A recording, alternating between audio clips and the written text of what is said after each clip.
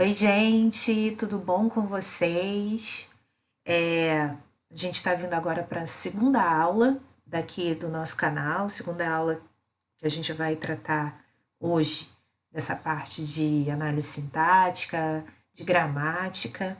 A gente vai fazer uma revisãozinha bem ágil, bem rapidinha sobre sujeito e predicado, e eu vou pedir para vocês, como sempre, deixarem as dúvidas aí nos comentários para a gente poder ir sanando à medida que o tempo for passando, porque se tem uma coisa que a galera tem dificuldade, e eu vou tentar tirar essa dificuldade hoje, é nessa parte de análise sintática. Mas vocês vão ver que é coisa boba, é coisa simples, não é nada demais não. Bora lá.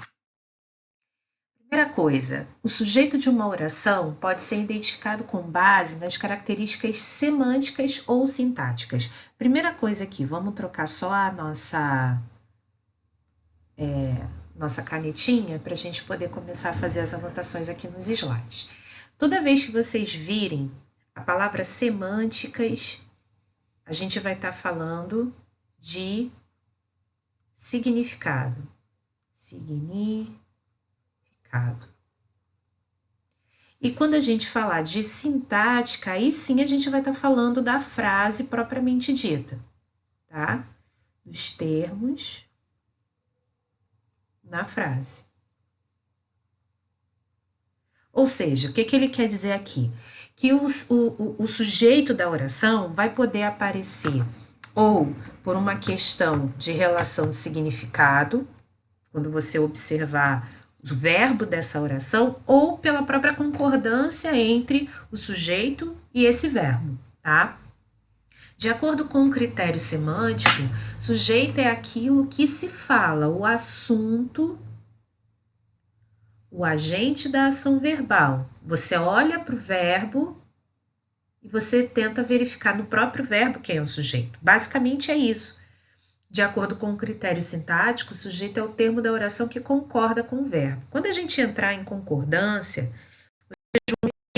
as concordâncias especiais que não são feitas pelo critério sintático, e sim pelo critério semântico. Mas eu não estou querendo me adiantar muito, não. É só para dizer para vocês que existe exceção, tá? Existem alguns casos especiais que a gente vai tratar depois. Trocando em miúdos, e essa parte aqui, creio eu ser a parte principal dessa lição, para saber quem é o sujeito da oração é necessário voltar-se para o verbo. É ele quem vai dizer, ainda mais se a gente estiver tratando não só de uma frase, mas de uma oração, como a gente está falando aqui, quem dá o comando para a gente saber quem é o sujeito onde está o predicado é o próprio verbo, pois, via de regra, sujeito e verbo devem concordar entre si. Sujeito e verbo devem concordar entre si, já que falamos de concordância, é a regra de ouro,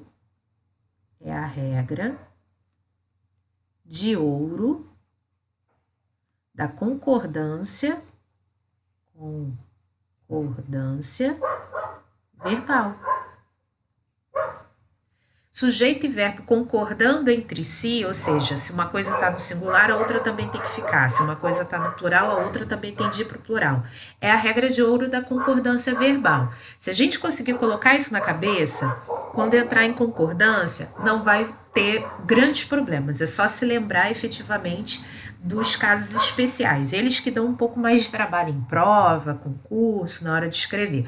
Agora, se conseguir colocar na cabeça que o principal é que se o sujeito está no singular é porque o verbo está no singular, se o sujeito está no plural é porque o verbo está no plural também, já mata a maioria das questões e já mata a maioria dos problemas em relação a isso. Devemos lembrar que essa observação vale para quando o sujeito está explícito. Ué, Lívia, por que explícito? Olha o que eu digo depois. Uma vez que há casos em que o sujeito pode aparecer de forma indeterminada ou nem mesmo exista. A gente vai ver isso daqui a pouquinho. Já o predicado é o tipo de relação em que o verbo mantém com o seu sujeito. Ou seja, se esse verbo estiver dando uma noção ele vai ser um tipo de predicado. Se o verbo estiver mostrando um estado, ou um sentimento, ou uma característica, ou seja, fazendo apenas uma ponte entre o sujeito e a sua qualidade, ele já vai ter um outro tipo de predicado. Repara aqui, ó, de acordo com essa relação, aqui apareceu ela a relação, mas é essa.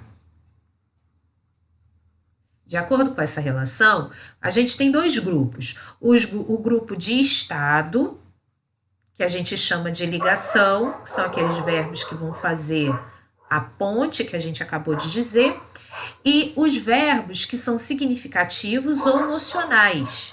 A gramática normativa chama esses verbos de verbos de ação, ou seja, os verbos que vão determinar algum tipo de reação do sujeito. Uma crítica que se faz, e essa crítica aqui é minha, deixa eu até colocar crítica da prof, para não dizer que tem quais são os autores que falam isso. Isso é uma crítica minha, enquanto, inclusive, professora e falante da língua, né?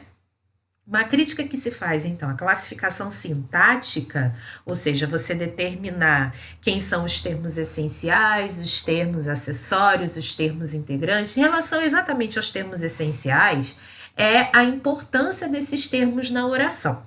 Porque, olha só, a gramática normativa diz que os termos chamados termos essenciais,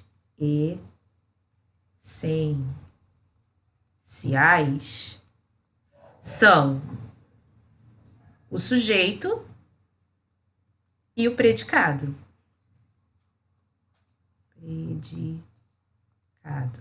Ou seja, quando ela chama de essencial, o que a gente imagina? Bom, não pode nunca não ter. Toda frase, toda oração, todo período, seja ele simples ou composto, tem de ter o sujeito e o predicado. Mas aí a gente vê que não é bem assim. Olha os exemplos. Que dia ensolarado. Isso aqui a gente chama de frase porque está passando uma mensagem, a gente consegue entender que mensagem é essa, porém a gente não tem a presença do verbo. A gente não tem nenhuma palavra aqui que a gente consiga conjugar. Eu costumo dizer o que para vocês? Verbo, não só passando por esses grupos aqui, grupos de estado ou grupos significativos, verbo é toda palavra que eu consigo conjugar. E consigo conjugar nas pessoas do discurso. A primeira, a segunda e a terceira, do singular e do plural. Se eu não tenho nenhuma palavra ali em que dia ensolarado que eu não consiga conjugar, é porque não tem verbo ali. Agora, repara, na parte de baixo, na frase de baixo, eu já tenho alguma coisa diferente. Repara só, o sol brilha lá fora. Eu tenho uma oração por quê? Aqui eu tenho um verbo, brilhar. E esse verbo brilhar está fazendo menção a um termo que está especificamente ali demonstrado, explicitado, bonitinho, que é o sol. Porque o que eu faço aqui? Quando eu olho para esse verbo, eu pergunto quem? Quem brilha lá fora? Me retorna uma resposta concreta, o sol. Faz um sol bonito lá fora. Aí eu te pergunto, novamente, né? A gente tem aqui a presença do verbo fazer. Aí se eu te perguntar, quem faz um sol bonito lá fora? Ó, quem? Eu não tenho resposta de sujeito. Logo, ele não aparece. Não é porque ali eu vou dizer, existe sujeito, mas o sujeito é inexistente. Isso aí é até uma contradição, não pode, a gente não... Isso é incoerente, a gente não pode falar isso. Então, olha só a explicação. No primeiro enunciado, eu só tenho uma frase, porque eu não tenho verbo. Eu tenho apenas uma mensagem passada através de uma informação passada através de sintagmas soltos, assim. Eu não tenho um verbo demonstrando uma ação. Já no segundo enunciado, eu tenho a presença do verbo e quando eu pergunto quem brilha lá fora, me retorna uma resposta, o sol. Já o terceiro enunciado não tem essa resposta. contendo tão somente o predicado. Ou seja, eu só tenho aqui no terceiro período, esse terceiro período aqui que é simples, porque eu só tenho um único verbo, eu só tenho o predicado verbal, eu não tenho a presença do sujeito. Logo, a crítica que eu faço, é a crítica da prof, é que, na verdade, termo essencial da oração é só o predicado. O sujeito não é tão essencial assim, porque existe caso de oração sem sujeito. Deu para entender, gente? Mas isso, a gente não é gramático, a gente não tem prestígio para sair escrevendo uma gramática nova e decidir abolir o sujeito como termo essencial. Se cai isso numa prova de concurso, principalmente, se cai isso num vestibular, apesar de que hoje em dia os vestibulares não estão mais cobrando esse tipo de conhecimento. Mas, sei lá, numa avaliação para um emprego, ainda há algumas empresas que pedem uma redação para os candidatos, um conhecimento mínimo de língua portuguesa, né, dessa parte, pelo menos gramatical, a gente ainda vai responder que os termos essenciais da oração são sujeito e predicado. O que a gente não vai poder fazer é simplesmente dizer, olha, sujeito já não é mais termo essencial e que se dane. Não, a gente ainda vai respeitar o que diz a gramática normativa, mas lembrando que o sujeito pode não aparecer. O sujeito pode não aparecer, que é o que nós vamos começar a ver agora aqui, as classificações dos sujeitos. Antes disso, deixa a gente só dar uma revisada no que são os verbos de ligação e os verbos nocionais. O verbo de ligação vai servir como elemento de ligação, o próprio nome já diz, é quase que autoexplicativo, entre o sujeito desse verbo de ligação e o seu atributo ou característica. Você também pode encontrar em alguns livros didáticos a palavra qualidade. E qualidade aqui não no sentido sempre positivo, e sim como sinônimo de característica. Esses verbos não expressam ações, por isso que eles são chamados de verbos de estado. O que eles fazem é uma ponte. Por isso que a gente chama de verbo de ligação, porque eles estão atribuindo, estão estipulando entre o sujeito e essa característica desse sujeito, essa forma de demonstrar um estado, um retorno a um estado anterior, uma transformação. Repara aqui, ó, o exemplo. Minha namorada está atrasada. Vamos ver quem é o sujeito? Eu pergunto para o verbo. Marlívia, verbo estar é verbo? É claro que é verbo. Ele continua, ainda que ele seja um verbo de ligação, expresse um estado, ele não deixou de ser verbo. Então, eu pergunto para ele, quem está atrasada? Tenho como resposta esse sujeito aqui que está explícito, minha namorada. Então, aqui eu tenho sujeito. Então, minha namorada usa o verbo estar aqui como uma ponte para essa característica, atrasada. E aqui, essa característica, o nome gramatical que a gente dá para ela é predicativo do sujeito. Ou seja, característica atribuída ao sujeito, qualidade do sujeito. Reparem aqui no segundo exemplo. Pedro e Paulo pareciam felizes em sua nova casa. De novo, quem pareciam felizes em sua nova casa? Resposta, Pedro e Paulo. Então, esse sujeito composto aqui, Pedro e Paulo, está usando o verbo pareciam, obviamente, esse verbo aqui parecer está atribuindo um aspecto para essa caracterização, mas esse verbo está atuando aqui na frase, aqui nesse período simples, como uma ponte entre esse sujeito composto, Pedro e Paulo, e essa caracterização desse sujeito composto, felizes. Inclusive, ó, tá no plural, porque aqui a gente vai falar disso daqui a pouquinho, eu tenho mais de um núcleo. Já os verbos nocionais são os chamados verbos de ação. Eles vão expressar o comportamento do sujeito, basicamente o que o sujeito está fazendo ali no enunciado. Comportamento, a gente então pode dizer o que o sujeito está fazendo.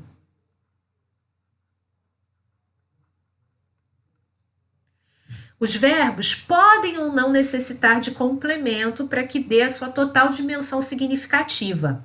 Quando a gente diz que eles podem ou não precisar, é porque, tipo assim, você vai ter verbo, isso a gente depois, quando for falar de transitividade verbal, a gente vai explicar melhor. Você vai ter verbo que ele sozinho se basta. Repara aqui, nesse exemplo, verbo virar, dependendo do contexto, ele, nesse caso aqui, eu apenas dizer a canoa virou, as informações que eu quiser dar a mais não são necessárias a que se entenda o contexto que o enunciado está querendo me dizer. Eu fico satisfeita apenas com a informação a canoa virou. O que vem a mais é pura curiosidade de quem está me ouvindo. A canoa virou, ela estava numa posição, por algum motivo ela sai dessa posição. Pronto. Agora, dependendo do contexto, eu posso precisar dar informações a mais para que esse verbo consiga me transmitir toda a mensagem que ele quer me transmitir. Antes de se servir, ela virou o assado na travessa. Se eu dissesse apenas, sem isso daqui, tá? Vou cortar aqui, mas daqui a pouco eu apago esse corte. Se eu dissesse apenas até aqui, antes de servir, ela virou. Automaticamente, quem estivesse me escutando ia me perguntar: o que é? O que ela virou? Aí, o que eu tenho que fazer? Tenho que explicar para a pessoa o que esse sujeito aqui fez. Virou o quê? Resposta: o assado na travessa. Então, reparem, na primeira oração, se eu disser a canoa virou, o meu interlocutor vai me perguntar coisas do tipo: onde? Quando? Como? Por quê? São perguntas que vão me mostrar situações, mas são informações que eu estou dando porque eu quero dar. Se eu disser, não te interessa não, só a canoa virou. O outro lá que se vire para ficar satisfeito, porque não precisa dizer mais nada. Agora, no exemplo de baixo, antes de servir, ela virou. Tá faltando coisa. O meu interlocutor vai ficar com informação pendente e eu também vou ficar com informação pendente para dar. E a pergunta vai ser automática: virou o quê? E aí vem o complemento desse verbo. O assado na travessa. Virou uma chefe de renome? Sei lá, a gente pode colocar o que a gente quiser ali depois do verbo. De qualquer maneira, tem que colocar alguma coisa, porque o verbo sozinho não vai se bastar. Então, o que a gente tem de resumo até aqui? O sujeito da oração vai ser o termo que concorda com o verbo, mas aí eu já me adiantei para vocês dizendo que existem casos em que o sujeito vai estar de um jeito, o verbo de outro, porque a concordância não vai ser feita no nível sintagmático, vai ser feita no nível semântico. Quando chegar a hora certa, a gente vai comentar sobre. Está imediatamente anteposto ao verbo quando este concorda com dois termos. Isso aqui também a gente vai ver quando falar de concordância. Ele vem quando, isso daqui eu não coloquei, mas quando o sujeito aparece, o sujeito, verbo e o seu complemento aparecem em ordem direta, eles compõem o chamado SVC.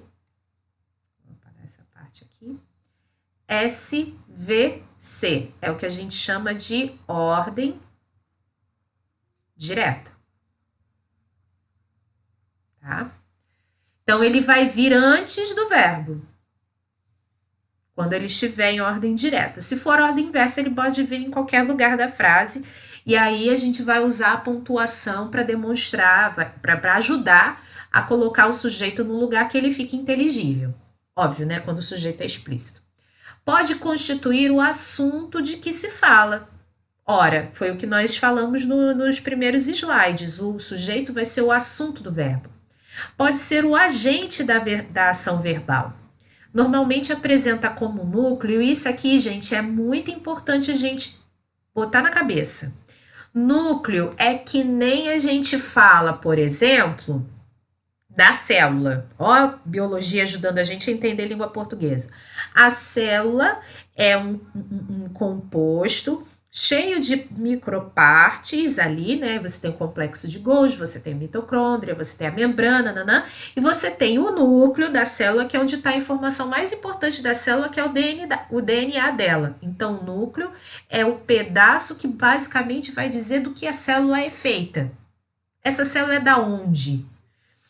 Dentro da língua portuguesa, o núcleo vai dizer de que forma que esse sujeito vai se comportar, no singular ou no plural, se esse sujeito é feminino ou masculino. E esse núcleo, por quê? A gente tem o núcleo, mas pode ter coisas ao redor do núcleo, que quando a gente entrar nos termos acessórios, a gente vai chamar de adjuntos adnominais, inclusive. Esse núcleo pode ser composto de um substantivo, de um pronome, nesse caso vai ser um pronome pessoal, ou às vezes um pronome substantivo, porque aí eu vou ter um pronome demonstrativo ou um pronome possessivo entrando no lugar de um substantivo, ou, deixa eu até abrir aqui uma. Nossa, que chave horrorosa. Desculpa. Deixa eu abrir uma chavinha aqui. Ou então uma palavra substantivada, ou seja, uma palavra que não é substantivo, mas que adquire características de um substantivo quando ela está com um determinante na frente. Um artigo, um adjetivo, o próprio pronome. Um pronome, no caso, o pronome adjetivo, ou então um numeral. Exemplo básico, bobo, você tem o verbo jantar, que você inclusive consegue conjugar no presente, passado, futuro, indicativo, subjuntivo, no imperativo, enfim. Agora, quando você coloca um artigo na frente, olha só como é que fica a frase. Jantei. Isso aqui é um exemplo, tá? Pra gente não confundir. Jantei com. Tem muitas pernas esse M. Vamos tirar aqui. Jantei com ele ontem. O jantar foi ótimo. A gente sabe que o verbo, quando aparece no dicionário, ele aparece na sua forma impessoal, terminando em R, em infinitivo. E aí eu tenho o costume de dizer o quê? Quando ele aparece dessa forma, é como se ele fosse o nome próprio, com muitas aspas, tá? Isso aqui é só para efeito mesmo de compreensão. É como se fosse o nome próprio do verbo.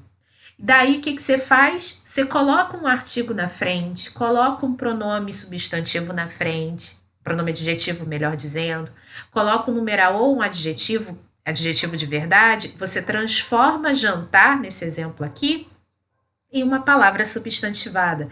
Você basicamente faz aquilo que a gente diz na lição de processo de formação de palavras, uma derivação imprópria, que é criar, entre aspas, uma nova palavra, trocando a classe gramatical dela. É isso aqui que é palavra substantivada. Fechando esse parênteses, o predicativo, que a gente está vendo até aqui, vai ser o termo da oração, que geralmente apresenta um verbo e pode dizer algo a respeito do sujeito, quando esse predicativo, eu botei predicativo, né? Ah, sim, estou falando certo. Não, mas eu errei aqui, gente, desculpa, aqui é predicado.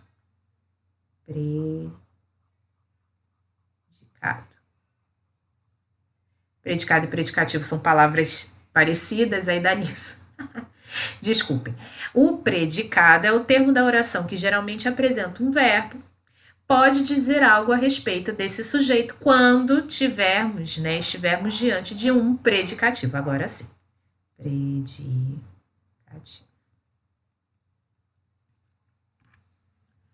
Falando dos tipos de sujeito, Quando uma oração tem um sujeito e ele está, de alguma forma, explícito no período, ele pode se apresentar de alguma dessas maneiras aqui. Quando ele for um sujeito do tipo simples, é porque ele tem apenas um núcleo e um mesmo, único, um substantivo ou um pronome pessoal ou um pronome substantivo ou uma palavra substantivada. Se tiver mais de um, ele vai ser composto. Isso é bastante básico. Olha, eu não sei nada sobre isso. Como é que eu... De novo, até isso entrar na cabeça de vocês. Como é que eu descubro o sujeito quando ele está explícito? Perguntando para o verbo quem. Sempre eu vou fazer essa pergunta. Quem não sei nada sobre isso? Resposta: eu. Apareço aqui, é um pronome sujeito, um pronome pessoal, é o núcleo. Agora repare, eles e eu não sabemos nada sobre isso. Quem não sabemos?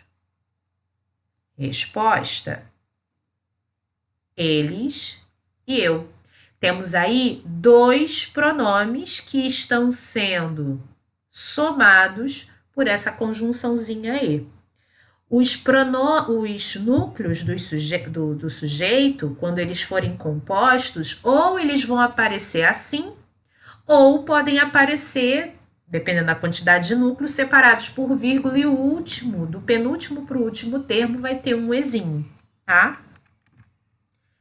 Quando ele é um sujeito desinencial ou implícito, é porque eu só vou saber que ele está ali pela desinência do verbo.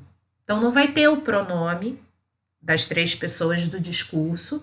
Vamos relembrar rapidinho quem são as três pessoas do discurso? Eu tenho a primeira, a segunda e a terceira pessoas. A primeira, segunda, terceira no plural, no singular e no plural. A primeira do singular, eu. A primeira do plural, nós, que é sempre eu mais alguém.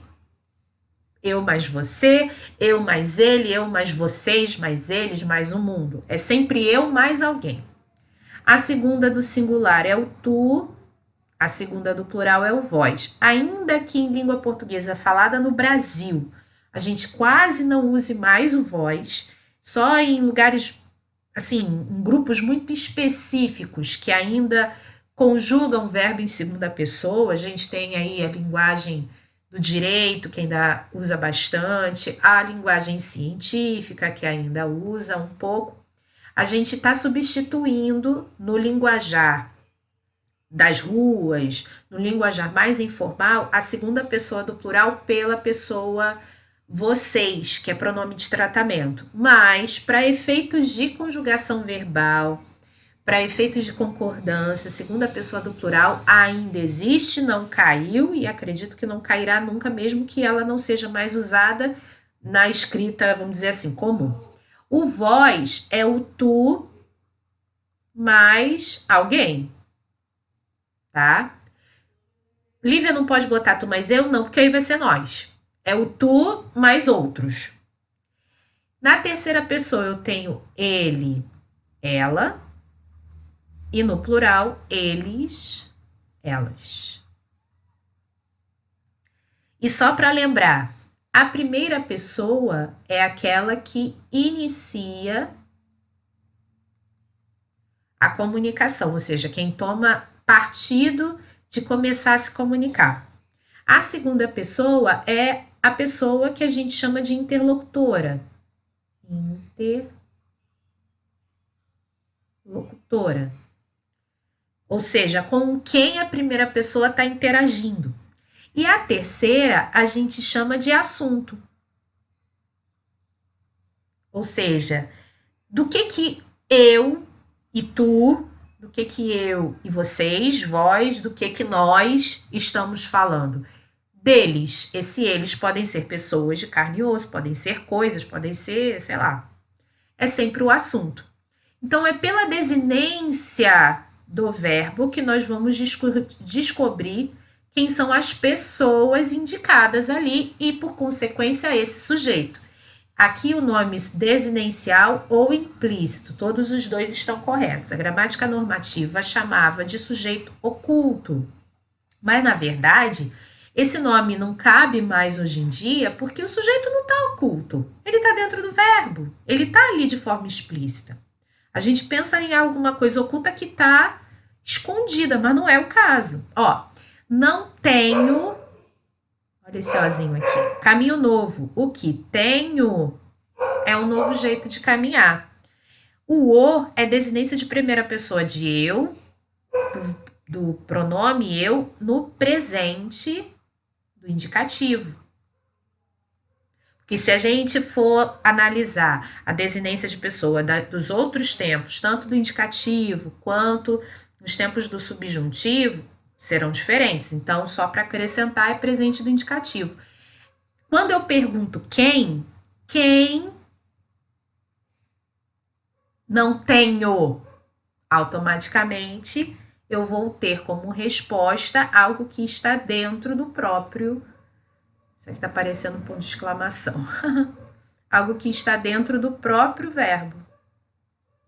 Sim? Então, o sujeito desinencial é o sujeito em que a marca que ele deixa no verbo indica que pronome que é, e por consequência é o sujeito. O sujeito indeterminado pode aparecer de duas formas, tá? Ou ele vai aparecer nessa forma aqui, na terceira pessoa do plural, que eu chamo de o sujeito da fofoca, porque repara só, se não é o sujeito da fofoca. Rasgaram meu livro de português. Eu faço uma reclamação assim para um amigo, aí o amigo diz, quem rasgou? Ah, rasgaram. Ué, quando você pergunta quem, até tem o quem, mas a resposta não é conclusiva. A resposta é não sei. Não sei. Essa é a resposta. Sujeito indeterminado tem como resposta não sei. Ele até existe, mas ele não vai ter algo explícito. Ou então ele vai aparecer com a partícula C, que é o índice de determinação do sujeito nesse caso. E com o verbo na terceira pessoa do singular. Isso aqui é importante que a gente sempre se lembre. Ou ele aparece na terceira pessoa do plural, ou na terceira pessoa do singular. Das duas formas misturadas não vai rolar. E outra, já puxando um pouco a brasa para a sardinha aí do Enem, essas coisas.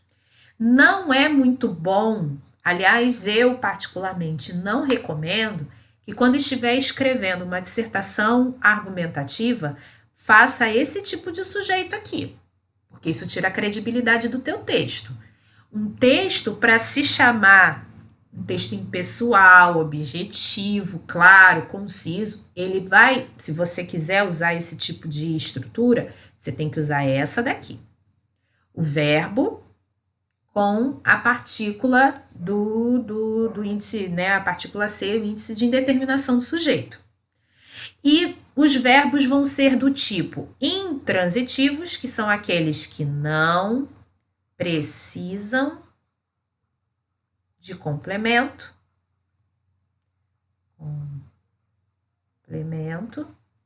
Os transitivos indiretos, em que o complemento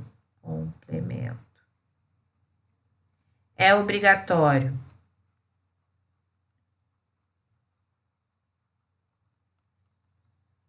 Assim como a preposição. Olha ela aqui. Precisa-se de ajudante. E verbos também de ligação, que a gente já sabe do que se trata. São os verbos ponte entre o sujeito e o seu predicativo. Era-se jovem naquela época. O índice, aqui o pronome C, determina a classificação, recebe a classificação de índice de determinação do sujeito, tá? Então, de novo, esse tipo aqui de indeterminação do sujeito é aquele, vamos dizer assim, quando o sujeito fica impessoal. Então, confere ao texto impessoalidade. E é o tipo de sujeito que a gente busca quando vai fazer texto técnico. E sobre a oração sem sujeito ou sujeito inexistente, é aquilo que nós falamos no primeiro slide, segundo, não lembro. Que a gente tem o sujeito como termo essencial, porém existem frases, existem textos enunciados em que o sujeito não aparece, que ele nem é cogitado. Então, é a exceção da regra, né? A oração sem sujeito é aquela em que a declaração expressa pelo predicado não é atribuída a ninguém. E os verbos também são do tipo impessoal, por obviedade. E uma forma de a gente conseguir identificar que não tem sujeito na oração é porque os verbos vão aparecer na terceira pessoa do singular. E tem que ser no singular. Ué, Lívia, por quê? Porque se for no plural é sujeito indeterminado, só por isso. Aí eles são do tipo de fenômenos da natureza. Ó, escureceu cedo hoje. Se eu perguntar quem, não é que você vai me responder não sei. Você vai me responder não tem. Não tem resposta. Não tem resposta. Ó, haver com um significado de existir, mas olha só, é o haver, tá? É o haver. Porque o haver, inclusive, ele fica invariável. Ele não vai para o plural quando ele tiver o significado de existir. Já o verbo existir, sim, ele vai para o plural. Ó, há muita gente hipócrita na internet. Há muitas pessoas hipócritas na internet. O verbo vai ficar desse mesmo jeito. Fazer, haver, ir com indicação de tempo decorrido, ou seja, tempo que passa. Decorrido aqui é a mesma coisa que passa. Faz muito tempo que não a vejo. Há 10 anos as coisas pareciam mais simples. Deixa eu só abrir um parênteses aqui, ou então, como eu falo, um parente. Repara aqui, ó. Eu estou usando esse a, que é diferente desse a aqui. Como é que eu vou, numa prova de concurso, identificar quando é o a no sentido de existir e quando não é o a no sentido de existir? Quando é o a de tempo decorrido. Pega a própria palavra existir, o próprio verbo e substitui. No que couber é porque ele tem significado de existir. Naquilo que não couber é porque ele está como tempo decorrido. Usa o sinônimo. A gente usa sinônimo muitas vezes para acabar com as dúvidas que possam acontecer. Isso em prova, então, na parte lá objetiva, é até uma coisa assim para você não perder tempo. Se você substituir aqui, ó, existe muita gente hipócrita na internet, beleza, está falando língua portuguesa. E se você pegasse existir e botasse aqui, ó, existe 10 anos, tá vendo como não cabe? Então, verbo haver, quando ele aparecer assim, tá lá uma questão de prova, você tem esses dois. Aí o enunciado te pergunta, em qual dos casos abaixo o verbo haver determina tempo decorrido?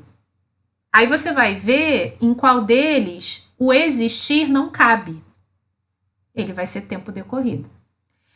O verbo ir também, ó, vai para 3 meses que não nos encontramos. Se você reparar, a gente tem aqui no campo semântico palavras que combinam com a ideia de tempo. Eu tenho aqui nessa primeira tempo, a própria palavra tempo, eu tenho aqui 10 anos, eu tenho aqui 3 meses. São esses adjuntos adverbiais e a própria palavra tempo ali, o próprio substantivo tempo, que vão dar essa dica pra gente. E o verbo ser na indicação de tempo em geral. Ora, era a noite fechada quando chegamos ao hotel. Esses verbos não têm sujeito, tá? E falando do predicado verbal, a gente já está terminando. O predicado verbal, porque ele traz para a gente a ideia de noção, ele é nocional. Ele vai apresentar como núcleo um verbo significativo, seja esse verbo transitivo, o que necessita de complemento, ou intransitivo, que não necessita. Você já sorriu hoje? O verbo sorrir, por ser um verbo significativo, é o núcleo do predicado, ou seja, a palavra que corresponde à informação mais importante sobre o sujeito. E aí, ó, quem sorriu já hoje? Você. Então, você separando aqui, de um lado você tem o sujeito e do outro lado você tem esse predicado. Predicado, que nesse caso é verbal, porque o verbo sorrir vai denotar efetivamente uma ação. Já o predicado nominal vai ter como núcleo o tal do verbo ponte e o predicativo do sujeito, que vai se ligar a esse sujeito por esse verbo de ligação, os verbos de estado. Ó, quem estou ótima? Eu. Então, desse lado aqui eu tenho sujeito e desse lado eu tenho o predicado, que nesse caso vai ser nominal, por quê? O núcleo é ótima. O estou aqui só tá fazendo isso aqui, ó. Up. Do sujeito para cá tá havendo essa ponte. E o predicado verbo nominal é aquele que a gente vai conseguir enxergar dois núcleos, sendo um deles nocional, verbo significativo, ou seja, o verbo de ação, e o predicativo, ou seja, a característica.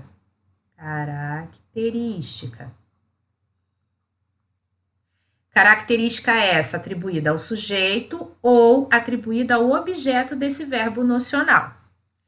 O menino caminhava.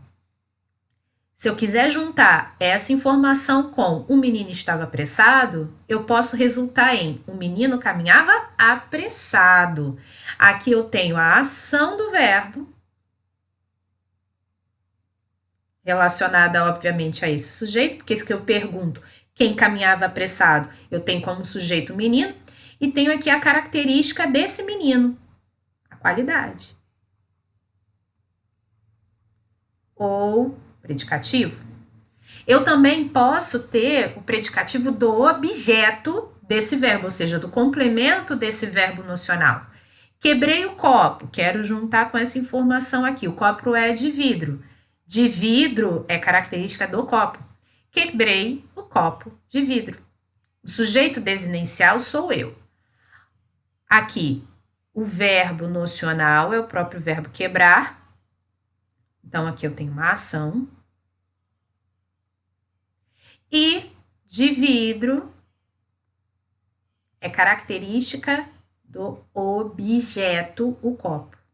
Isso aqui tudo é complemento verbal.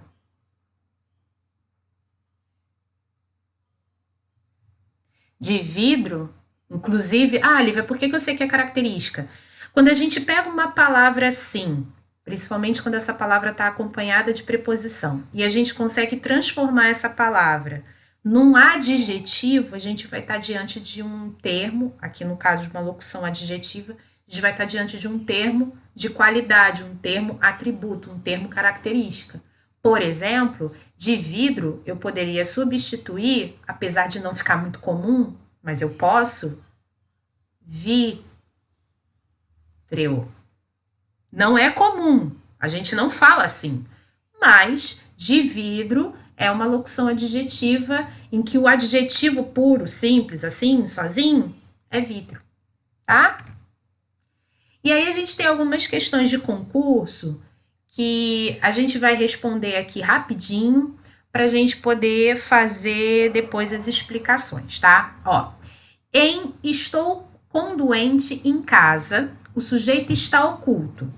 Essa questão é aqui da IBGE 2020. Então, a gente ainda vai ver esse tipo de nomenclatura, porque a gramática tradicional, gramática normativa ainda chama desse jeito. Podendo ser percebido pela forma verbal, aqui é ser percebido. Aqui não fui eu que errei não, tá? Foi da onde eu tirei, foi da página da onde eu tirei isso aqui. Ser.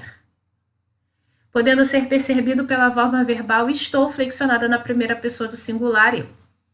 Assinale a alternativa em que o trecho destacado também desempenha a função do sujeito. Reparem, ele aqui está pedindo a função do sujeito, não está dizendo que o sujeito tem de ser oculto, tem de ser um sujeito simples, composto. Né? Ele quer uma frase em que você encontra o sujeito. É isso que o enunciado está te perguntando aqui. Ó, neste planeta há a natureza linda que deve ser preservada. O primeiro descobridor foi corajoso. Às sociedades atuais devemos conceder nossos ensinamentos. Preserva-se a terra com ações sustentáveis. Por estar desanimada, a torcida precisava de apoio. Aqui, em cada uma dessas, a gente vai ter em algumas aqui, em cada uma não, em algumas dessas frases, a gente vai ter aqui algumas delas na ordem inversa. Olha isso aqui, ó, a letra C. Às sociedades atuais devemos conceder nossos ensinamentos. Ué, Lívia, por que eu sei que está na ordem inversa?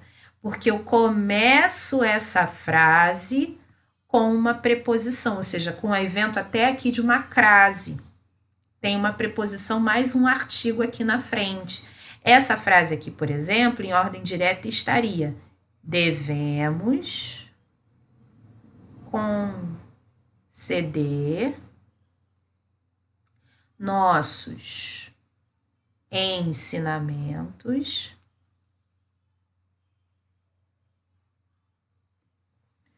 às sociedades atuais.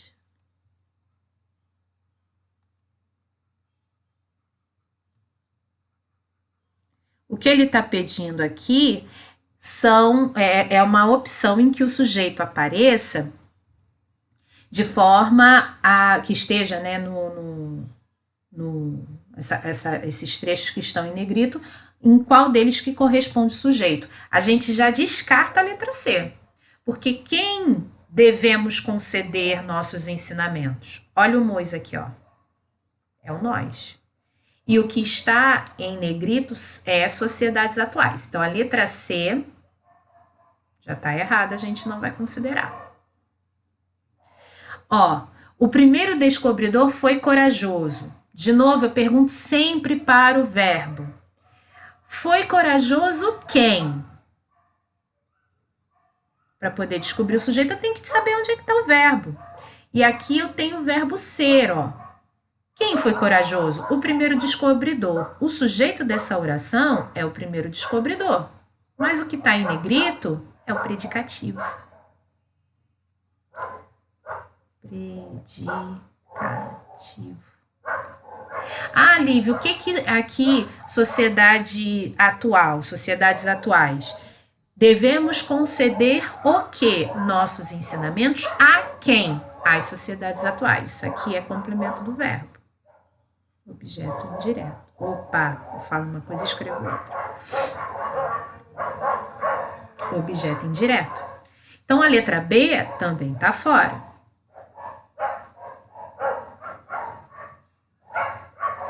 Não vamos considerar.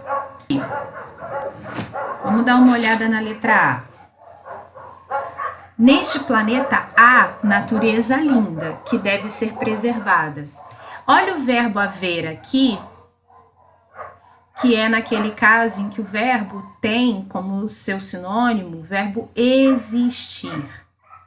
A gente já sabe que o verbo haver, quando ele for um verbo como sujeito do verbo existir, ele não vai ter sujeito. Então, a letra A, natureza linda, é objeto. É o objeto direto do verbo haver.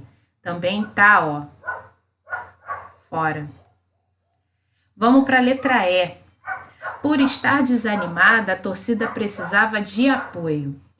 Ó, por estar desanimada, a gente deixa aqui essa parte de fora e olha para cá. Quem precisava de apoio?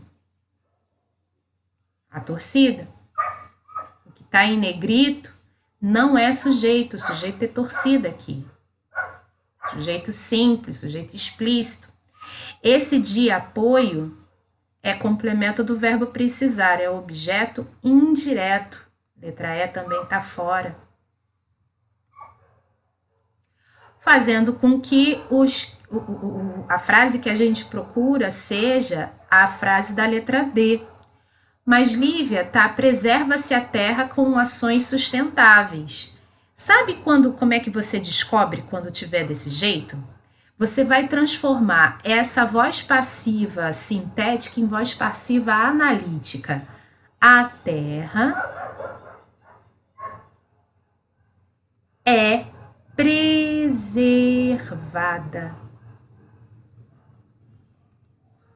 Aí você pode perguntar, quem é preservada? A terra. Quando você tiver com dúvida, aparecer uma voz passiva analítica assim, você transforma ela de voz passiva analítica sem o C, de voz passiva sintética, perdão, sem o C, em voz passiva analítica, desse jeito. O verbo ser com o verbo principal no particípio. Então, a resposta que a gente procura é a letra D de dado. Próxima. Outra de 2020, também do IBGE. Essa aqui é nível médio, tá, gente? Na fala, seu pai está doente, o predicado se classifica como?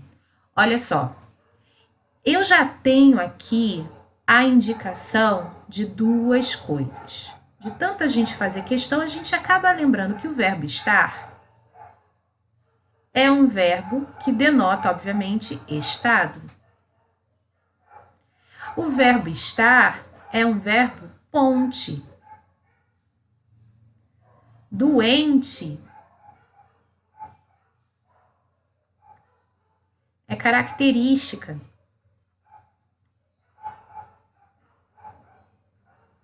Característica atribuída a quem? Ao sujeito seu pai. Então, aqui nessa letra, aqui nesse número aqui, a gente está buscando o quê? Um predicado nominal. Vamos ver onde a gente está encontrando esse predicado nominal? Verbal por conter verbo transitivo direto e indireto. Não. Não é verbal, porque o verbo aqui é de estado. A gente não está denotando aqui uma ação. E esse verbo estar aqui, a transitividade dele não pede em momento nenhum a presença da preposição. Então, esquece. Nominal, por conter verbo transitivo direto e indireto. Verbo transitivo direto e indireto a gente usa para verbos que denotam ação. Ele até é nominal, mas essa parte aqui está errada. Verbal já sabemos que não é, então a gente nem olha para o restante. A gente corta isso aqui. Cortou essa, cortou essa. Sobrando então a letra E. É nominal, olha o que a gente está querendo aqui, por conter verbo de ligação. Verbo de ligação ou verbo ponte. Resposta então da 2, letra E. Uma da Fundação Carlos Chagas, de 2019. Considerando o pronome ele e suas formas flexionadas pode exercer função de sujeito, por quê? Porque ele é um pronome sujeito. Ele é um pronome que entra como aquele que vai desempenhar a ação verbal, mas não de objeto direto do verbo. Isso quem faz essa função de objeto a gente vai chamar de pronome complemento, ou como a gramática tradicional chama pronome oblíquo. A expressão que pode ser substituída por esse pronome está sublinhada por esse pronome ele, que ele está perguntando aqui, tá? Vamos de baixo para cima. A organização holandesa The Ocean Cleanup resolveu dar um passo à frente. Se você colocar resolveu dar ele, vai dar ruim. Por quê? Eu já sei que o ele não pode desempenhar outra função que nem sujeito. E aí eu pergunto aqui para essa locução: quem resolveu dar? Eu vou ter ele como resposta? Não, eu vou ter a Organização Holandesa de Ocean Cleanup. Então a letra E está fora. Vamos cortar a letra E toda. Letra D. Uma rede de telas em forma de U coletaria o plástico flutuante até um ponto central. Aqui eu até poderia substituir o ele. Na minha cabeça, não gramaticalmente falando. Mas ele já está me afirmando aqui que o ele só pode entrar em função do sujeito. Aqui, objeto flutuante é objeto direto. Então não vai rolar. Eu corto, porque não é a resposta que eu procuro. E substituiria pelo que aqui, Lívia? Uma rede de telas em forma de U, o coletaria. É antes do verbo, tá? Porque é o plástico, terceira pessoa no masculino. A organização desenvolveu uma tecnologia para erradicar os plásticos que poluem eles. Já que está falando aqui no plural. Tudo bem. Aqui eu. Mas nem forçando a barra. Nem forçando a barra. O ele não pode entrar em função que não seja de sujeito. Que os poluem. O plástico concentrado poderia, então, ser extraído e enviado à costa marítima para fins de reciclagem. Ele poderia. Se eu perguntar, quem poderia então ser extraído, blá, blá, blá, blá, blá, blá. Vamos perguntar aqui para ele, ó. Quem? Resposta. Opa. Tá aqui o nosso gabarito. A letra A também não seria por quê? Diversos países estão propondo alternativas para enfrentar ele. De novo, nós temos um problema. Ele não pode entrar senão em função do sujeito. A letra A também está errada por isso. E ficaria a substituição como, Lívia? Enfrentar, tracinho, lo. Número 4.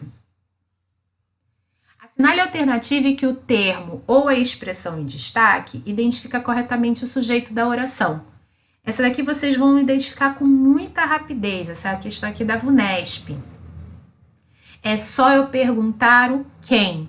Eu tenho que encontrar o verbo e tenho que perguntar quem para ele.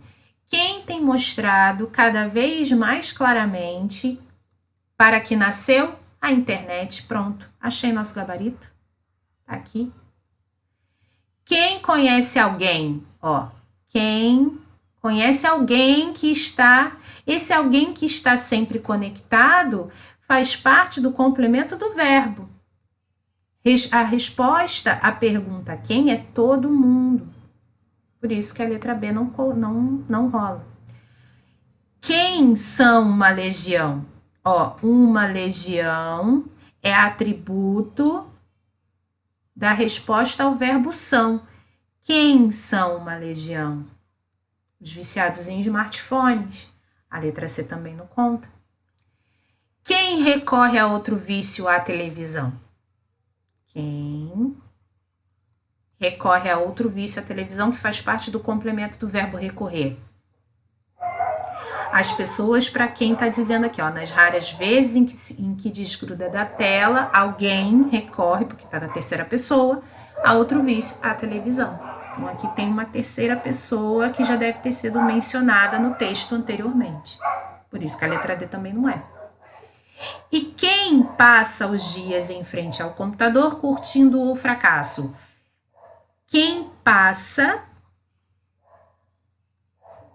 o autor, tá aqui o sujeito, curtindo o quê? O fracasso, por isso que a letra E também não é. Então, o nosso gabarito é a letra A. E, para a gente terminar, Tendo em vista as relações entre termos da oração, faz parte do ser humano o sentimento de pertencer e integrar algo maior do que ele próprio e assumir um ideal comum, o sujeito classifica-se em, ou seja, faz parte do ser humano o sentimento de pertencer e integrar algo maior que ele próprio e assumir um ideal comum. Pessoas diriam, e acredito que nessa questão muita gente deve ter olhado para o verbo fazer aqui e colocar esse verbo fazer aqui é um verbo que está na terceira pessoa do singular, ok? E esse verbo aqui na terceira pessoa do singular, ele é inexistente, esse sujeito? Aí você poderia perguntar, mas por quê? Tá na terceira pessoa do singular, o verbo fazer, mas olha só, o verbo fazer na terceira pessoa do singular, ele só vai ter como sujeito inexistente se ele tiver a ideia de tempo decorrido. Não é o que está querendo dizer aqui. Esse tipo de pensamento está equivocado. Esse verbo fazer aqui, na verdade, essa oração está em ordem inversa. Aqui, vamos lá marcar isso aqui tudo, que é a oração, está em ordem inversa. Isso quer dizer que nós não temos aqui SVC. Não é desse jeito que a oração está se apresentando. Vamos tentar procurar ver onde que está esse verbo? E vamos tentar ver para quando a gente pergunta o quem, qual a resposta que a gente tem? Então, a gente olha para o verbo fazer aqui e pergunta quem. Quem faz parte do ser humano? Tenho resposta? Tenho resposta. O sentimento de pertencer, integrar algo maior que ele próprio e assumir um ideal comum. Isso tudo aqui é o sujeito do verbo faz, porque é a resposta que eu tenho quando eu pergunto quem faz parte do ser humano. Tá, professora, então eu já sei que ele não é sujeito determinado, eu já sei que ele não é inexistente, eu já sei que não é desinencial. Mas ele é composto?